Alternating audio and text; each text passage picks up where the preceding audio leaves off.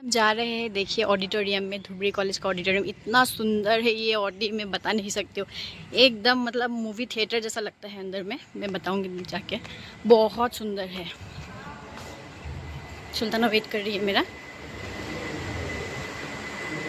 भूपेन हजारिका जी का बर्थडे है ना आज, तो इसलिए देखिए इतना सुंदर रंगोली बनाया है, इतना सुंदर। ये देखिए, जाती हूँ अंदर। बहुत सुंदर ऑडी है इन लोगों का, बहुत सुंदर। ভূপেন হাজৰিকা নমিনেট হৈছিলে, এৱাৰ্ড কোনে পাইছিলে, উইনাৰ কোন আছিলে? লতা কেনেকৈ পাব কোৱা? Which for which film and who is the music director সেই বছৰ 94 ভূপেন হাজৰিকা নমিনেটেড হৈছিলে? কোৱা?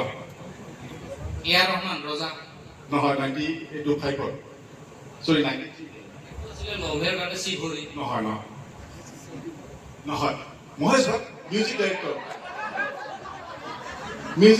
Famous music director Bollywood very popular 94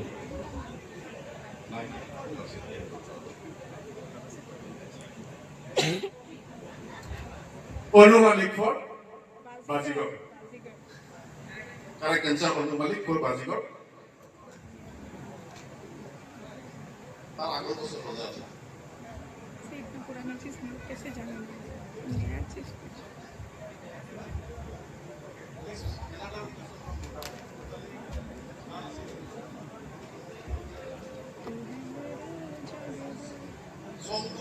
চংটো ক'ব লাগে আৰু কোনখন অসমীয়া চিনেমাৰ পৰা সেই গানটো লোৱা হৈছিল, চিনেমাখনৰ নামটো ক'ব লাগে, যিখন অৰিজিনেল আছামিজ চঙৰ পৰা।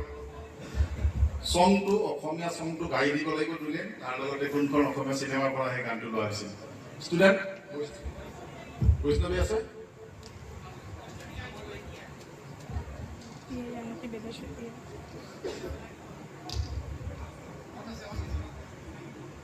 সিনেমাখন ৰোদালি আছে।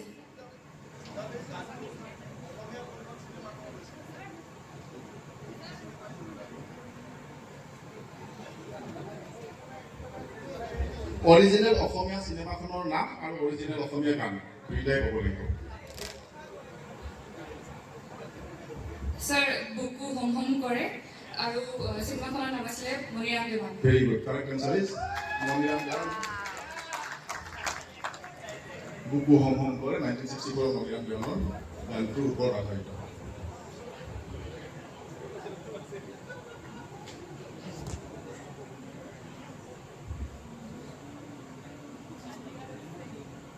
So Bhupen Hazarika has composed music for a film where superstar Shahrukh Khan and Madhuri Dixit acted.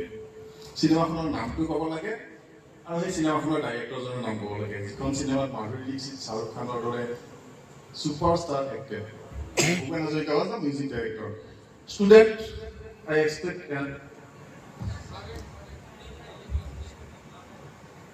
Poila movie no Koila was Rajesh Roshan, music director. Chitiman, Hamid. Name of film? গজা কামিনী Right answer. Gazgamini Kune dise. Who was the director of the film? M.F. Hussain Correct answer. Uta Kolamba Bhai, M.F. Hussain and Gazgamini. M.F. Hussain, the internationally famous. গানটো বজাই দিব পৰা হ'লে ভাল আছিলে, আছে নেকি? আৰু অৰিজিনেল অসমীয়া গানটো লৈছিলে এৰাপাতৰ সুৰৰ পৰা, লিয়েন মাকাও বুলি যিটো গান আছিল তাৰ পৰা লৈছিলে গজগামিনী এই গানটো।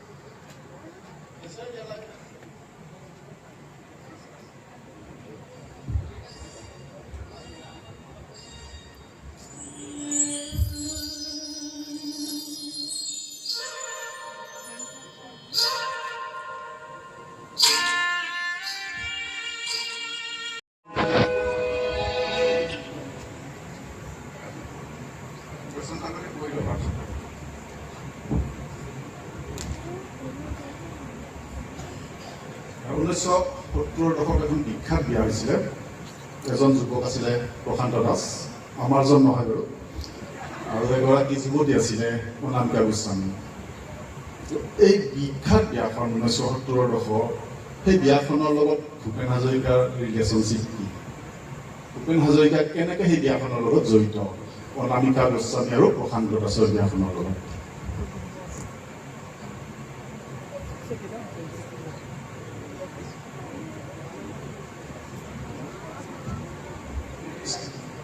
গানটো গাই দিব লাগিব কোনোবা ষ্টুডেণ্টে দিব ভূপেন হাজৰিকা এটা গান লিখিছিল গানটো গাই দিব লাগিব গাই দিব অকণমান নগৰীটো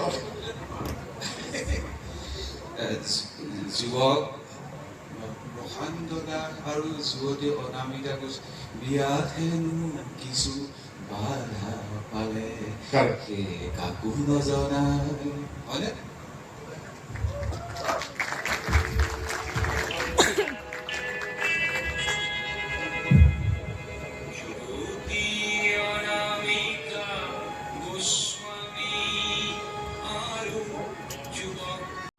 তেখেতক মানে হেৰি কৰিছিলে সমালোচনা কৰিছিলে যে ভূপেন হাজৰিকাৰ সৃষ্টিত শিল্প নাই তেখেত কেৱল জনপ্ৰিয়তাৰ কাৰণে গান লিখে আজিকালি যিবিলাক আমাৰ শৈল্পিক আছে তাৰ লগত তেওঁৰ গানে খাপ নাখায় সেইটো চেলেঞ্জ হিচাপে লৈ তেখেতে এটা বিখ্যাত গীত লিখিছিলে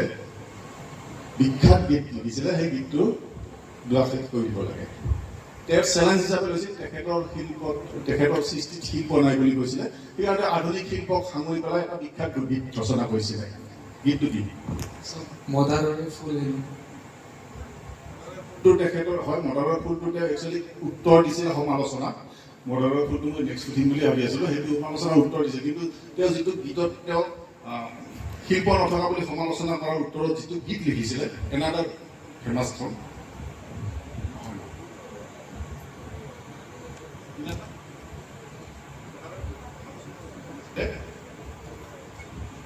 তেওঁ তাত শিল্প এবষ্ট্ৰেক্ট আৰ্টৰ ধাৰণাটো সোমাই দিছিলে তেওঁ কৈছিলে এটা এবষ্ট্ৰেক্ট ছং বিমূৰ্তমৰ নিশাটি এটা তেওঁ এবষ্ট্ৰেক্ট আৰ্টৰ যিটো কনচেপ্ট তেওঁ সোমাই পেলাই তেওঁ ইনষ্টেণ্টলি এইটো লিখি দিছিলে বিমূৰ্তমৰ নিশাটিৰ